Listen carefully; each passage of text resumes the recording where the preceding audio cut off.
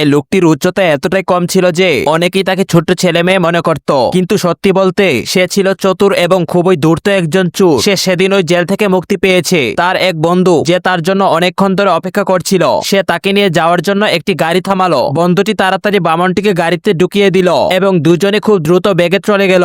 অল্প বয়সের মধ্যেই তারা একটি গয়নার দোকানের সামনে গাড়ি দাঁড় করালো। দোকানের ভেতরে অমূল্য একটি হীরা রাখা ছিল, যা চুরি করার ফন্দি তারা এঁটেছিল।